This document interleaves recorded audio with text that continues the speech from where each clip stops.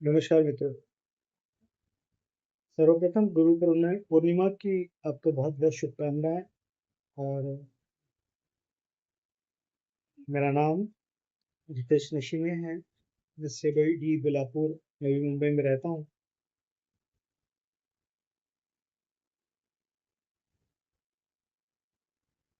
ये परिचय मेरा संक्षिप्त है, और अगर पुरानी में कुछ बात करूँ आपसे, तो मैं कहूँगा कि आफ्टर 50 एक ऐसे व्यक्ति का संकल्प है जिसने जीवन जीरो से शुरुआत की, बहुत अच्छे दिन देखे। और इसके पहले कि मेरा ये सिलसिला चालू हो सकता है कुछ कमेंट भी आए, तो मैं पहले ही बात को आपको क्लियर करता हूँ कि मैं फिनिक्स इंफ्रास्टेट इंटरनेशनल प्राइवेट लिमिटेड का एक्स चेयरपर्सन रहा हूँ, और 4 राज्यों में बिजनेस था। 2005 से 15 तक 500 करोड़ से ऊपर का काम किया।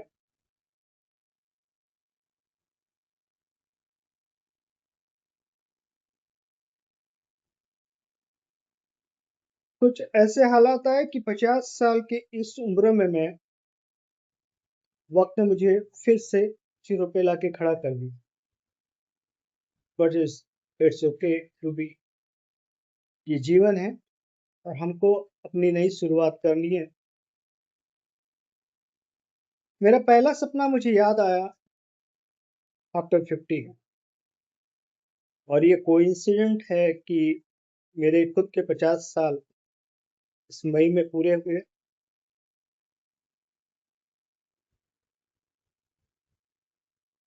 आज की मैं बात करूं आपसे, तो मैं फिर से अपनी नई शुरुआत कर रहा हूं। पर आफ्टर 50 क्या है? क्या आफ्टर 50 मेरी 50 साल के बाद की यात्रा की शुरुआत है?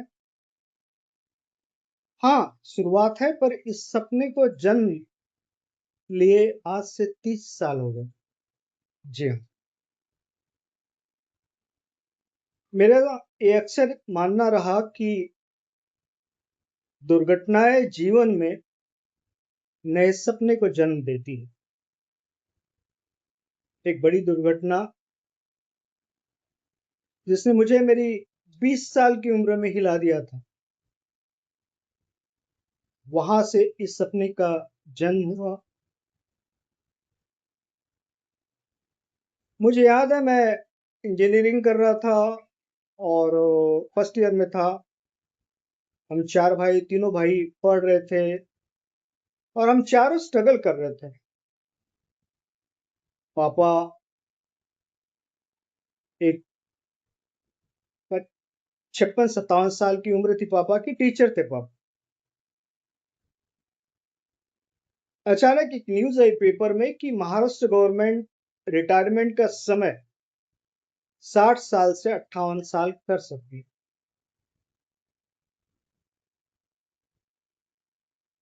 और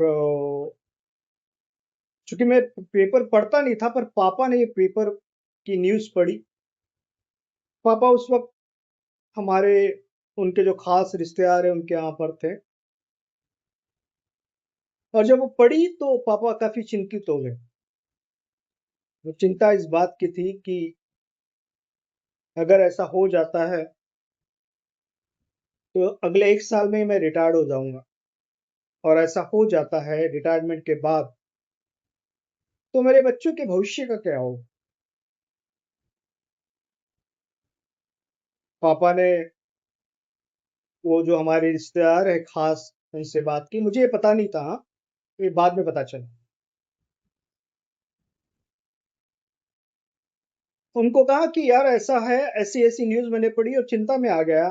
मेरे बच्चे अभी अपने लाइन पे लगे नहीं। रिश्तेदार ने उनको डरा दिया और कहा कि तेरा भविष्य तो, रिटायरमेंट तो गया अगर ऐसा होता है। पापा डर गए। मुझे फिर भी कुछ नहीं पता। और इस चिंता में पापा को एक माइनर अटैक आया। और वो अटैक जब आया तो महाराष्ट्र में एक जगह है गोंदिया, वहाँ उनको लेकर जाया गया। मैं नहीं था, मैं क्योंकि मैं बाहर पढ़ता था, बाहर शहर में पढ़ता था। और बाद में मुझे सारी चीजें पता चली। मैंने जब पापा से बात की तो उन्होंने सारी बातों का जिक्र किया, और मैं अंदर अंदर से काफी हिल गया ये सोच के कि एक इंसान जो अपनी पूरी नौकरी, पूरे साल, पूरी उम्र एक नौकरी के लिए देता है, एक आम इंसान, पर बच्चों की पढ़ाई में, खर्च में, दवाई में और बहुत सारी चीजों में उसका पैसा इतना खर्च हो जाता है कि थोड़ी सी ऐसी न्यूज से वो विचलित हो जाता है। इस बात ने मुझे अंदर से हिला दिया, क्योंकि मैं पढ़ाई करते करते भी काम किया करता था, मार्केटिंग किया करता था। तो मेरे दिमाग में एक बात आई उस वक्त कि क्या सबके पापा के साथ ऐसा होता होगा, कि क्या सब लोग ऐसे ही चिंता में होते होंगे। और इस उधेड़-बुन में मैंने एक निर्णय लिया कि जब भी जीवन में मौका मिलेगा, मैं इन लोगों के लिए कुछ करूंगा।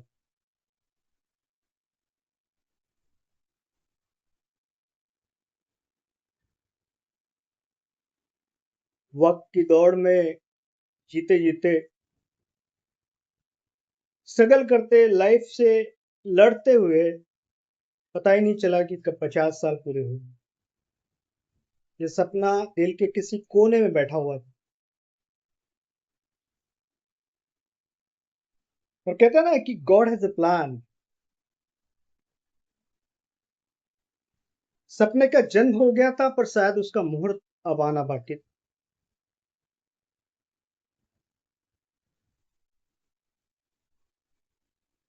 हम सबको जीवन में अपने आप को साबित करना पड़ता है, बात तो सच्ची है।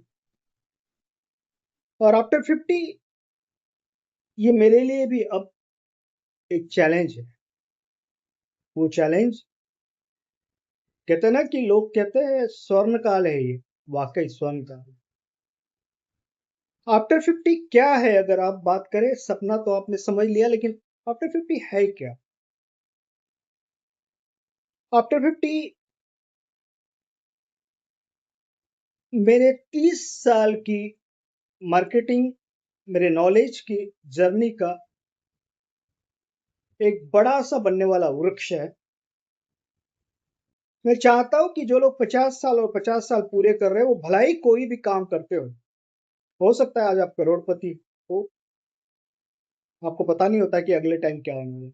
मैं भी था, जिस कंपनी का चेयरपर्सन रहा हूं, अगर आप जानकारी निकालेंगे तो 10-11 का टर्नओवर ही 109 करोड़ था। पर हम कुछ भूले करते, कुछ गलतियां करते और पता ही नहीं चलता कि हमने अपनी खुद की मेहनत को कैसे बिखेर दिया।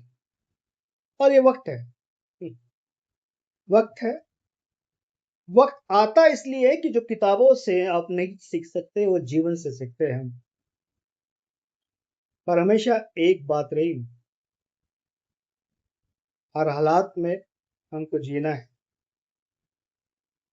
हर हालात में हमको बढ़ना है। आफ्टर 50 जो मेरे जीवन का निचोड़ है, जो जो एक्सपीरियंस, जो नॉलेज मैंने गेन किया है, 50 और 50 साल प्लस वाले जो लोग हैं, जो अपनी नौकरी, अपना काम कर रहे हैं,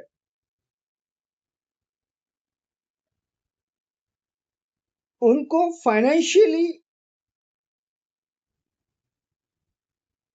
बिल्ड करना, करना तो आप ही को पड़ेगा, बट ये जो निचोड़ है जिससे भगवान जानता है कि सैकड़ों लोग लाभान्वित हुए हैं, कोई करोड़पति, कोई लखपति है, और वो मालिक के पास रिकॉर्ड। और अब ये कसम मेरी 50 और 50 साल वालों के साथ है,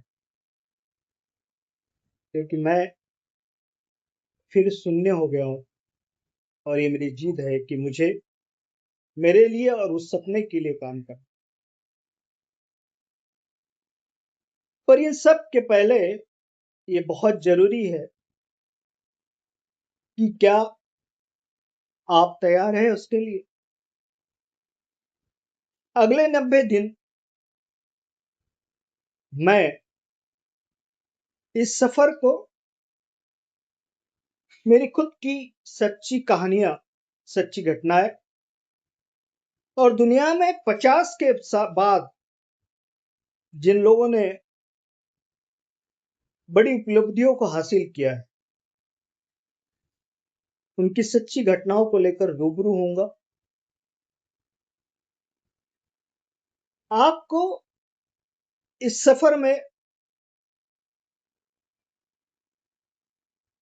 सब कुछ मिलेगा ये तो नहीं कह सकता, पर इस 90 दिन में विचारों का संक्रमण पैदा होगा। आप कितने भी बड़े हो सकते हैं, कितने भी वेल्थी हो सकते हैं, दुनिया में बहुत लोग हैं जो आपको सिखाते हैं कि आपको क्या क्या करना है और कैसे करना है। अक्सर हर रील में, हर यूट्यूब के चैनल पे आपको ढेर सारी जानकारी मिलेगी,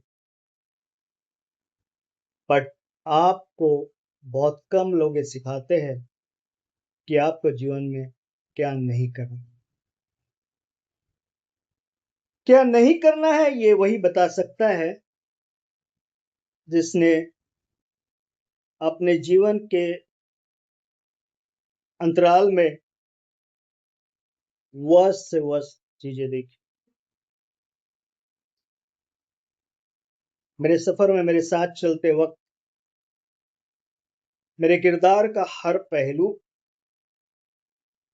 हर सच मैं आपको बताऊंगा, क्योंकि पिछले 1 साल लग गए यहां तक पहुंचने में मुझे, क्योंकि मुझे बताया गया कि आपको बस चुप रहना है।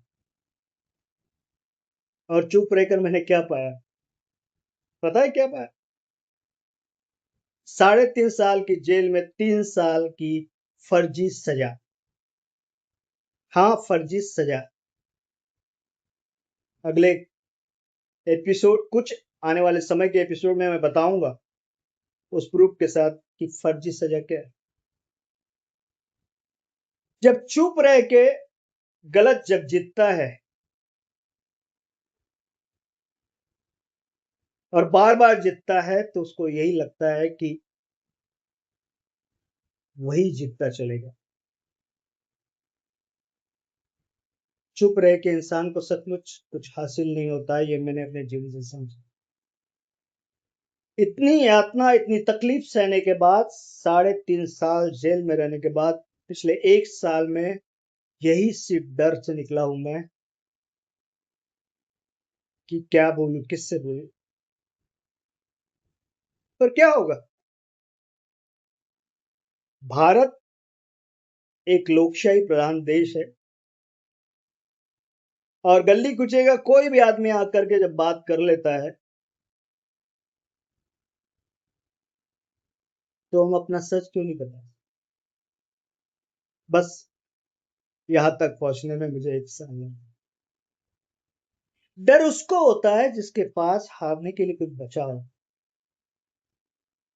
वो लोग अगर मेरी बात सुन रहे तो वो भी सुन ले। जिसके पास हारने के लिए कुछ बचा ही नहीं, उसके पास डर नाम की कोई चीज ही नहीं है।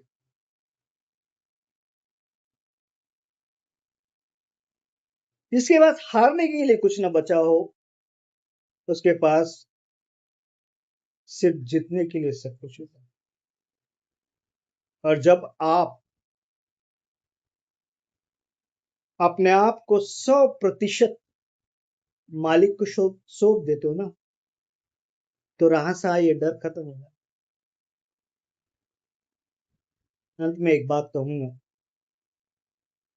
कि ऐसा है किरदार मेरा कि जो गुजरी है मुझ पर, तुम पर अगर गुजरती ना तो कब के गुजर गए हो। धन्यवाद।